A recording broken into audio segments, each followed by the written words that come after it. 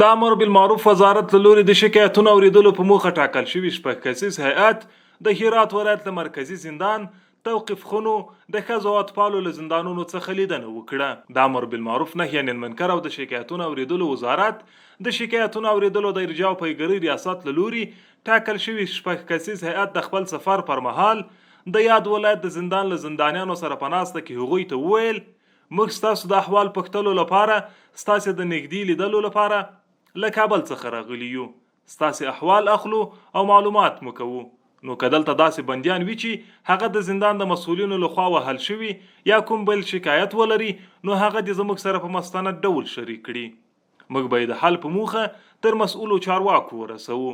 هیئتایی که آمدن از طرف وزارت امر بالمعروف نهی عن المنکر و سم شکایات از کابل آمدن. این اندیوالا به خاطر مشکلات شما آمدیم که ما مشکلات هایتان را از نزدیک ببینیم و گوش کنیم. البته شکایت هایی که مربوط ما میشه او است، یکی خب مثلا ضروریات بشری است، نمازتان، جای وضویتان، جای مثلا خوابتان، نانتان، مثلا تشنابتان یا برابر است نیست. د یاد زندان زندانیانو د ورغلي پلایلو ورتګ او کبر خور څخه خوښي وکړه او زیاته یې کړه موږ د اسلامي امارت په یو داسې ادارې ویاړ کوو چې زموږ شکایتونه په ورین تندي اوري او د حل په موخه تر مسئولو چارواکو رسوي. از ارسال هیئت که اینجا آمدن که بسیار خوشحالیم که الحمدلله بزرگان امارت اسلامی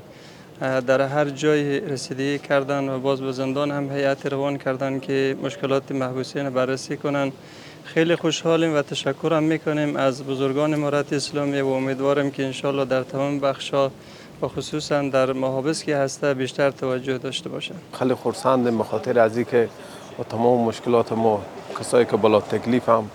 و کسایی که محکمه اینا به تأخیر افتاده اینا رسیدگی میکنن و به هر حال احوال ما خیلی ما همگام و همدست هم ما آمدن از اینا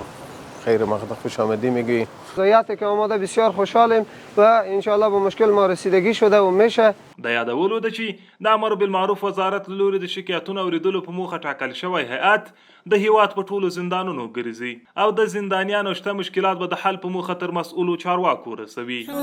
چې د دنیا او د قدرت وزړه ته تیر نکړي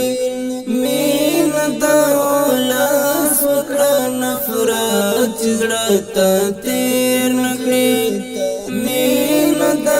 ولس وکړه نفرت چې زړه ته تیر نکړي